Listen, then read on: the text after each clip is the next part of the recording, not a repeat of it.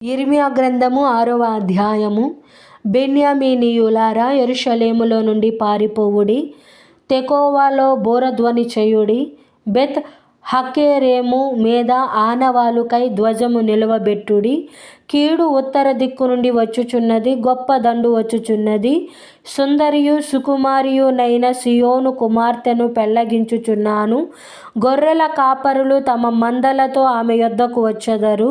ఆమె చుట్టూ తమ గుడారములను వేయుదురు. ప్రతి వాడును తనకిష్టమైన చోట మందను మేపును. ఆమెతో యుద్ధమునకు సిద్ధపరచుకొనుడి. లెండి, మధ్యాహ్నమందు బయలుదేరుదము. అయ్యో, మనకు శ్రమ ప్రొద్దుగుంకుచున్నది. సాయంకాలపు ఛాయలు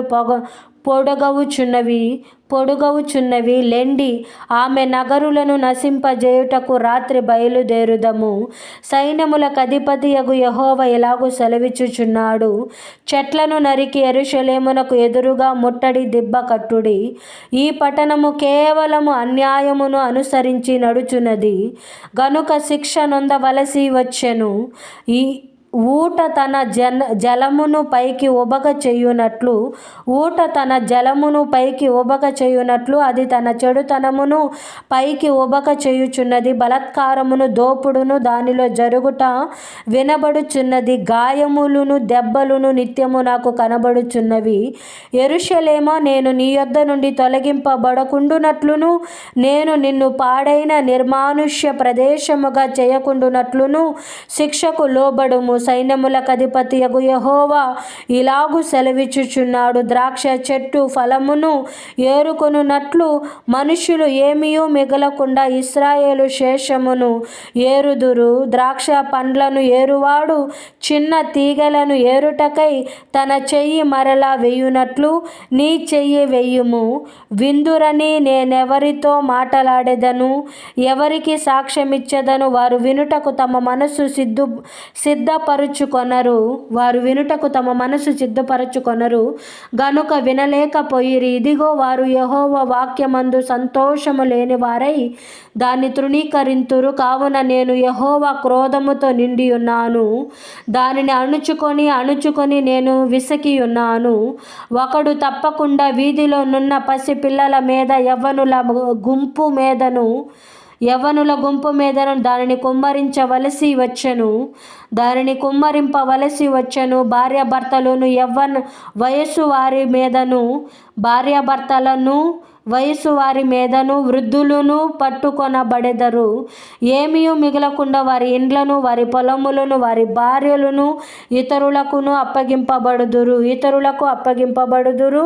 ఈ దేశ నివాసుల మీద నేను నా చెయ్యి చాపుచున్నాను. ఇదే యెహోవా వాక్కు. అల్పులేమి, గనులేమి, వారందరూ మోసము చేసి దోచుకొనువారు. ప్రవక్తలేమి, యాజకులేమి, అందరూ వంచకులు. సమాధానము లేని సమయమున సమాధానమని చెప్పుచు నా ప్రజలకున్న గాయమును పైపైన మాత్రమే బాగు చేయుదురు. వారు తాము హేయ క్రియలు చేయుచున్నందున సిగ్గుపడవలసి వచ్చెను గాని వారు ఏమాత్రమును సిగ్గుపడరు. అవమానము నొందితిమని వారికి తోచనే లేదు గనుక పడిపోవు వారితో వారు పడిపోవుదురు. నేను వారిని విమర్శించు కాలమున వారు త్రొట్టిల్లుదురని యెహోవా సెలవిచ్చుచున్నాడు. యెహోవా ఇలాగు సెలవిచ్చుచున్నాడు: మార్గములో నిలిచి చూడుడి, పురాతన మార్గములను గూర్చి విచారించుడి. మేలు కలుగు మార్గమేది అని అడిగి అందులో నడుచుకొనుడి. అప్పుడు మీకు నెమ్మది కలుగును. మేలు కలుగు మార్గమేది అని అడిగి అందులో నడుచుకొనుడి. అప్పుడు మీకు నెమ్మది కలుగును. అయితే వారు మేము అందులో నడుచుకొనమని చెప్పుచున్నారు. మిమ్మును కాపు చేయుటకు నేను కావలి వారిని ఉంచియున్నాను. ఆలకించుడి. వారు చేయు బూరధ్వని వినబడుచున్నది. అయితే మేము వినమని వారనుచున్నారు. అన్యజనులారా, వినుడి. సంగమా, వారికి జరిగిన దానిని తెలుసుకొనుము. భూలోకమా, వినుము. ఈ జనులు నా మాట మాటలు వినకున్నారు. నా ధర్మశాస్త్రమును విసర్జించుచున్నారు గనుక తమ ఆలోచనలకు ఫలితమైన కీడు నేను వారి మీదకి రప్పించుచున్నాను. షేబా నుండి వచ్చు సాంబ్రాణి నాకేలా, దూరదేశము నుండి వచ్చు మధురమైన చెరకు నాకేలా? మీ దహన బలులు నాకిష్టమైనవి కావు, మీ బలుల యందు నాకు సంతోషము లేదు. కావున యెహోవా ఇలాగు సెలవిచ్చుచున్నాడు, ఈ జనుల మార్గమున నేను అడ్డురాళ్ళు వేయుదును, ఈ జనుల మార్గమున నేడు అడ్డురాళ్ళు వేయుదును. తండ్రులేని కుమారులేమి అందరును అవి తగిలి కూలుదురు, ఇరుగు పొరుగు వారును నశించెదరు. యెహోవా ఇలాగు సెలవిచ్చుచున్నాడు, ఉత్తర దేశము నుండి ఒక జనము వచ్చుచున్నది, భూదిగాంతములలో నుండి మహాజనము లేచి వచ్చుచున్నది. వారు వింటిని ఈటెను వాడ నేర్చిన వారు, అది ఒక క్రూర జనము. వారు జాలి లేని వారు, వారి స్వరము సముద్ర ఘోష వలెనున్నది. వారు గుర్రములెక్కి సవారి చేయువారు.